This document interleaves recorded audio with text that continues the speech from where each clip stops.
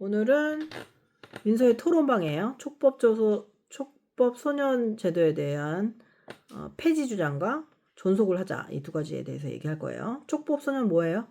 촉법 소년이란 일단은 위반할 촉이고 다할 촉 이런 얘기인데, 그러니까 우리가 법을 지켜야 하는데 그 법을 위반한 소년, 그러니까 청소년들을 말하는 거죠. 그죠. 법에 저촉된다 이런 말 할 때 촉이에요. 그래서 그거를 침입을 했다. 그러니까 법의 문제에 부정적으로 선을 넘었다라는 의미로 촉법이라고 하는 거죠. 근데 범죄 소년이라고 하지 않고 촉법이라고 하는 걸로 봐서는 좀 유한 제도라는 걸 우리가 알 수 있죠. 그게 이제 특정 나이 이상의 아이들은 어른하고 똑같이 처분받는 게 아니라 보호 처분이라고 그래서 소년원에 가는 그런 제도를 얘기해요. 우리나라는 만 14세죠. 그죠? 자, 개회사 한번 읽어보세요. 개회사는 가볍게 해보겠습니다. 안녕하십니까. 저희 찬성 측은 촉법 소년 제도의 연령을 낮추거나 강화해야 한다는 입장입니다. 오늘날 청소년 범죄는 저연령화가 되고 있으며 현 제도는 피해자 보호와 사회 안전을 지키기에 부족합니다. 따라서 나이를 이유로 체벌을 면제하는 것은 부당하다고 말씀드리고자 합니다. 그렇죠. 나이를 이유로 처벌을 면제하는 거는 피해자들도 부당하고 가해자도 부당하죠. 그죠? 12살 아이들이 집단 폭행을 저질러서 촉법 소년이라고 형사처벌을 받지 않으면, 그러면 14살, 만 14살 아이들이 집단 폭행을 해서 촉법 소년이 아니라서 형사처벌을 받는 거는 그거는 합당한 일인가요? 아니죠. 12살하고 14살하고 엄청나게 차이가 있나요? 그래서 그런 면으로 봐서는 피해자는 나이에 상관없이 고통을 받죠. 그러니까 죄를 저지른 사람의 나이에 따라서 피해자가 고통을 덜 받고 더 많이 받고 하는 게 아니에요. 그래서 법은 가해자가 아니라 피해자를 보호해야 되기 때문에 가벼운 처분만 받는 것은 오히려 법의 형평성에 어긋나고, 촉법소년이라서 막 괜찮다고 막 웃고 막 이렇게 유튜브 찍는 아이들도 있는데, 이렇게 무겁게 여기지 않으면 실제로 재범률이 늘어날 가능성이 더 많아요. 그리고 영국은 형사 책임이 만 연령이 10세, 10세, 일본은 12세예요. 근데 한국만 14살이라고 해서 너무 높습니다. 그리고 옛날에 14살이지 요즘에 14살은 옛날에 14살과 달라요. 그러니까 엄청나게 많이 미디어에 노출됐고 성적으로도 노출됐고, 그래서 그 아이들이 법적인 테두리에서 빠져나갈 구멍을 잘 찾아서 지능법인 경우도 있고, 계획적이고 중대한 죄를 저질렀을 때는 마땅히 처벌을 받아야 한다고 생각합니다. 범죄의 피해자는 나이를 가리지 않고 가해자의 나이는 피해자에게 영향을 주지 않아요. 그래서 피해자의 눈물 위에 가해자의 교육적인 기회를 우선하는 것이 정의롭지 않다라고 생각해요. 그래서 우리가 보호해야 하는 것은 가해자가 아니라 피해자하고 도덕적인 해이를 막고 안정적인 법적인 안정망에서 우리가 살아갈 수 있게 하는 것이 법의 기능이라고 생각하기 때문에 촉법제도 소년제도는 반드시 폐지되어야 한다고 생각합니다. 민서는 이제 반대측을 한번 얘기해 보세요. 네, 일단 개회사부터 시작을 해볼게요. 안녕하십니까. 저희 반대 측은 촉법 소년 제도의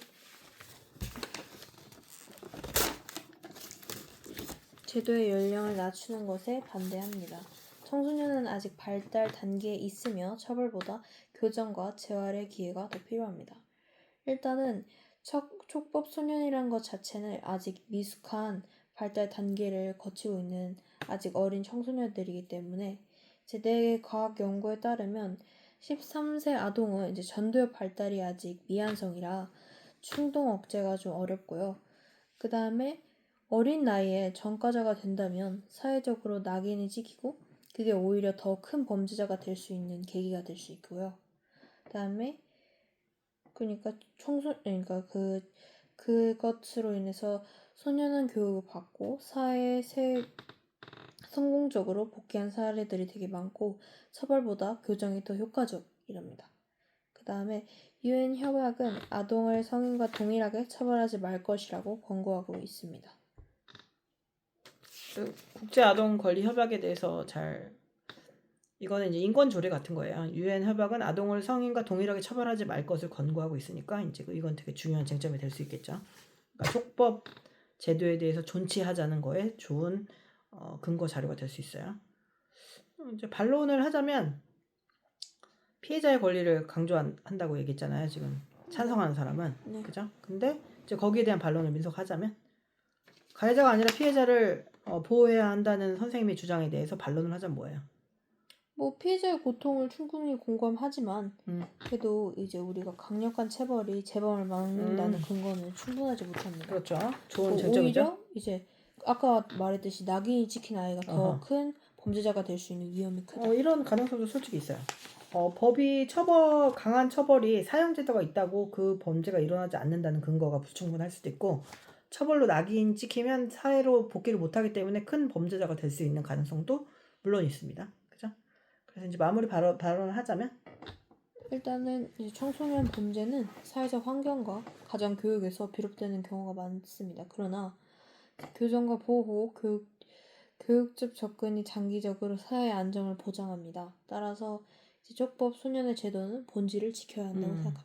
그래서 이제 여기서 주요 쟁점은 아까 인권 조례 얘기한 유엔 협약하고 강한 처벌이 그것이 반드시 범죄를 억제하느냐에 관한 논리 관계를 증명할 수 있으면은 좋은 토론 쟁점이 될 수 있겠죠. 그래 강하게 처벌을 하면 얘네가 사회적으로 복귀를 못하면 오히려 더 큰 벌을 더 큰 죄를 저지를 수 있는 가능성도 있지 않냐. 그래서 거기에 대한 증거 자료가 부족하다라고 얘기할 수 있네요. 그죠? 선생님은 일단 촉법소년 제도라는 말 자체도 되게 불쾌해요. 촉법이라는 말은 법을 그냥 위반했다. 법을 저촉했다라고 얘기하는데 촉법소년이 중대한 범죄를 저지르는 경우가 있잖아요. 뭐 상습, 성폭행이라든가 집단 성폭행, 그래서 윤간이라고 하거든요. 여러 명이 한 명을 성폭행한다거나 이런 것들은 그리고 이제 되게 장기간에 행해지는 폭력, 그다음에 뭐 살인 이런 그러니까 두 명이 팀을 이뤄가지고 13살 아이와 15살 아이가 핸드폰을 충전하겠다고 어린아이를 유인해서 그 아이를 토막살인하는 그런 범죄들을 촉법이라고 얘기할 수 있는지 그 사람은 그냥 그 아이는 나이를 떠나서 살인자라고 생각합니다. 그래서 우리는 언제나 한 명의 피해자라도 보호해야 하는 것이 법의 기능이라고 생각하기 때문에 선생님은 촉법소년이라는 말 자체도 불쾌해요. 그리고 중범죄는 촉법소년의 처벌에 들어가지 않아야 한다고 생각하는 편이고 그리고 형평성이라는 문제 되게 중요하잖아요. 14살은 가해자고 13살은 가해자가 아니라 보호 처분만 받는다. 이건 좀 피해자나 가해자 입장에서 다 불합리하다라고 생각해요. 그리고 집단 초등학생 폭행 피해자가 가해자가 촉법소년이라서 실질적인 처벌을 못 받는다고 하면 그게 얼마나 같은 장소에서 그 아이를 보는 게 고통스러울까 이렇게 생각이 들고 온라인 커뮤니티 같은 데서 촉법소년이라고 나는 괜찮다 이런 얘기 한다고 했잖아요. 이게 되게 문화처럼 장난처럼 얘기하는데 이렇게 장난으로 이게 농담처럼 여겨질 수 있는 가벼운 문제가 아니라고 생각하기 때문에 그러면 다시 재범을 하죠. 그리고 이해가 되게 안 되는 게 소년원으로 가잖아요. 소년원으로 가서 재발 가능성, 그러니까 재발 사례가 어른들의 4배거든요. 어른들이 교도소에 가서 재발하는 가능성보다 촉법소년이라서 소년원에 가서 14%, 16%가 다시 재범죄를 저질러요. 그러면은 교화의 역할을 하고 있다고 볼 수 없잖아요. 그래서 그런 아이를 교화시키겠다고 피해자를 희생시키는 것보다는 적법한 절차에 맞춰가지고 어린 아이라고 하더라도 죄를 저질렀으니 죄를 처벌받아야 된다고 생각해요. 지금 디지털 시대의 변화이기 때문에 초등학생들도 도박도 하고 사이버 범죄도 하고 마약도 합니다. 모든 아이가 그런 건 아니지만 그런 아이들이 범죄 사각지대에서 오히려 촉법이라는 이유로 더 피해를 받고 고통을 받을 수 있다고 생각해요. 가해자가 웃으면서 다시 학교에 다니는데 거기서 극심하게 정신적인 피해를 호소하고 학교를 그만두는 사례도 종종 발생하고 있습니다. 그래서 촉법소년 제도는 강하게 없어져야 하거나 아니면은 연령을 낮추거나 아니면 중범죄에 대해서는 진흥화되고 의도성이 있는 중범죄에 대해서는 적용되지 않아야 된다고 생각해요, 선생님. 반론할 게 하나 있는데 네. 그래서 피해자한테 아까 얘기했듯이 뭔가 가해자한테는 법적으로 너무 감싸주고 피해자는 오히려 감싸주지 못한다고 얘기를 했잖아요. 그렇죠. 근데 그렇게 그러면 묻죠. 그러면 그 아이들이 그러니까 청소년 때문이라는 이유로 첩법소년 그걸로 처벌이 조금 더 약해져서 소년원만 갔다가 다시 나왔다라고 가정을 했을 때 그때는 피해자가 왜 피해를 받아요? 피해자가 왜 피해를 받느냐고 하는 지금 죄질을 어떤 죄질을 말씀하시는 거예요. 피해자가 내 딸이 만약에 죽었는데 내 딸이 소년원에 들어갔다가 나온 살인자하고 다시 내 딸을 죽인 사람하고 내가 만날 수가 있잖아요. 유족들이. 그럼 당연히 그게 2차 피해가 되지 않겠어요? 내 딸이 죽었는데 그 아이가 보호처분만 받고 나온다는 게 그게 합당한 일이에요? 근데 그 만날 수가 있어요. 그러니까 피해자는 죽었지만 피해자의 유가족들이 남아있잖아요. 그러니까 피해자는 죽었으니까 처벌을 어떻게 받든 상관없다는 건 논리적으로 말이 되지 않는데? 아니 그 말이 아니고 그걸 왜 만난다고 가정을 하냐? 아니 만날 수도 있는 거죠. 그리고 그거는 사회적으로도 퍼지는 여파가 있어요. 살인을 저질러도 벌을 받지 않는구나. 내가 빠져나갈 수 있다는 거는 그게 되게 여러 가지 면을 시사하고 있잖아요. 그러니까 민서가 지금 얘기하는 그 법이 어떤 법이죠? 민서가 얘기하는 그 저지른 촉법이라는 범위가 절도 정도의 얘기예요? 아니면 중범죄를 얘기하는 거예요? 전체적으로 다. 그러니까 절도 같은 경우에는 실수를 할 수도 있겠죠. 실수를 할 수 있어가지고 거기에 대해서 처벌을 안 받고 얘가 소년원에 갔다고 온다고 해서 그게 내가 나한테 더 피해를 받는다는 느낌은 안 받을 수 있겠죠. 근데 나는 중범죄를 얘기하는 거예요. 성폭행 피해자가 얘가 소년원만 갔다 나왔다고 하면 그게 2차 피해같이 느껴지지 않을 것 같아요, 민서는. 그러니까 민서를 가지고 그런 상상을 하는 게 괴롭겠지만 민서가 그렇게 피해자라면 이 피해자가 그냥 소년원을 갔다가 다시 학교에 복귀해도 괜찮아요? 그게 2차 피해와 정신적이고 정서적으로 피해를 받을 거라고 생각하지 않아요? 근데 저는 피해자보다 가해자가 더 많이 받을 거라고 생각해요. 가해자가 뭘 받는데요? 피해를요? 네, 아니 그러니까 그 피해가 그러니까 뭐 피해자한테도 있을 거라고 생각은 하는데 근데 가해자한테도 이미 그런 사건이 다 소문으로 펼쳐질 거고 그럼 사회에서 매장당하는 거 아니에요? 사회자에서 매장을 당하죠. 그러니까 사회자에서 매장을 당하니까 소년원에서 교화를 안 당하고 다시 재범을 할 거 아니에요. 다시 범법 행위를 저지를 가능성이 더 높아지겠죠. 그죠? 그럴 수 있잖아요. 그게 자기가 저지른 일에 대해서 피해를 보는 거예요? 자기가 저지른 일에 대해서 자기가 감내해야 될 일이 아닌거예요? 제가 범죄를 저질렀잖아요. 그러면 그 사람들이 주변 사람들이 거기에 대해서 비판을 하고 비난을 하는 거에 대해서 피해를 봤다고 얘기하는 거예요? 피해자가? 아니 가해자가? 아니 나왔는데 소년원에 들어갔다 나온 거는 교육을 받고 온 거 아니에요? 교육을 받았죠. 교화를 받고 보호처분 받은 거죠. 근데요. 그럼 끝난 거 아니에요? 보호처분 받고 나오면 뭐가 끝나는데요? 처벌을 받았다고 생각해요? 그게? 거기서 내린 재판 결과. 그러니까 그게 보호처분을 받은 거랑 성인이 받은 처분이랑 똑같다고 생각하는 거예요? 교도소에 가는 거하고 전과가 생기는 거하고 보호처분만 받고 끝나는 게 똑같은 영향을 받는다고 생각해요? 네. 피해자가요? 아니 가해자가요? 아니에요. 그럼 가해자가 이렇게 좋아할 리가 없죠. 전과 기록이 남지 않아요. 그냥 소문은 남을 수 있는데 전과 기록이나 뭐 이렇게 자기 자신의 그 법적인 역사에 남지 않아요. 그러니까 제대로 처분 받았다고 볼 수는 없는 거죠. 그냥 교화의 기능을 주는 거예요. 너는 잘못했으니까 거기서 좀 더 나아지고 와 이렇게 얘기하는 것이. 그래서 민서가 하고 싶은 말은 뭐야? 아니 어? 너의 그 포인트는 뭐예요? 아니 생각이 풀려가지고. 생각 풀렸어요? 그러니까 다른 점이 뭐냐 이거죠? 교도소와 소년원은 다른 점이 뭐냐고 이거 지금 물어보는 거잖아요. 그죠? 그리고 또 반박하자면 또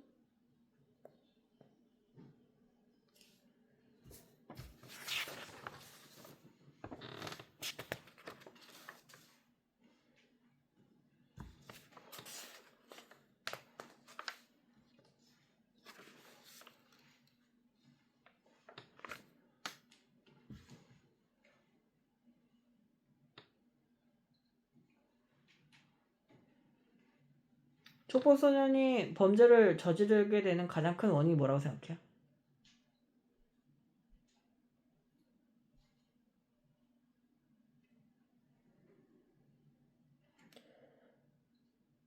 친구 갈등.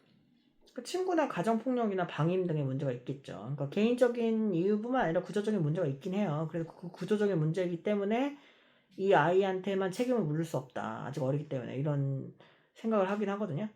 그러니까 구조적인 문제를 해결해 준다면은 아이들이 위법적인 행동을 덜 저지를 거라고 생각하기 때문에 촉법소년 제도를 존치시키겠죠. 사람들이.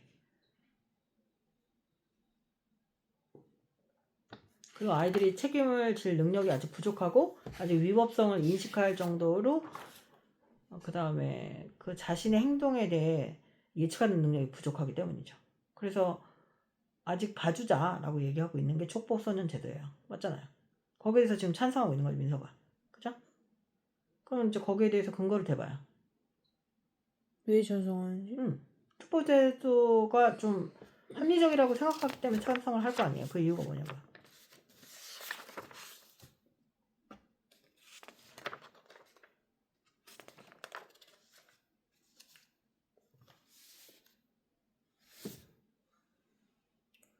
그 법이 아직도 있는 것 자체가 그 아이들이 미숙하고 13살이란 어린 나이 때문에 그렇게 사회에서 낙인 찍히는 거는 올바르지 않으니까. 낙인 찍히는 게 올바르지 않아서요? 그리고요.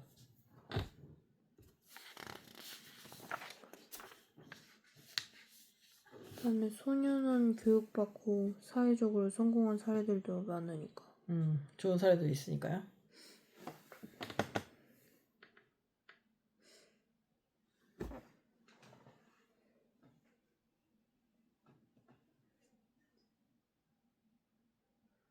촉법소년의 범죄가 전체 청소년 범죄가 범죄에서 한 5%밖에 되지 않는다고 하긴 해요. 그러니까 죄를 저지른 애들이 아주 어린 아이들보다는 나이가 많은 아이들이 더 많다. 그러니까 촉법소년의 문제는 한 5%밖에 안 된다라고 얘기하는 것도 너한테 유리한 증거가 될 수 있죠. 그죠? 나이 때문에 문제상 17살 애들이 더 많이 저지른다. 14살, 13살 아이들보다. 이것도 괜찮은 얘기죠. 그죠? 그리고 심리치료나 예방교육을 강화해야 한다. 이런 것도 좋은 쟁점이 될 수 있죠. 이 아이들이 심리적으로 불안하거나 구조적으로 문제가 있는 가정에서 자라서 심리치료를 병행된다면 이렇게 범죄 예방을 해서 더 낮출 수 있다. 범죄율을. 이해돼요? 무슨 말인지?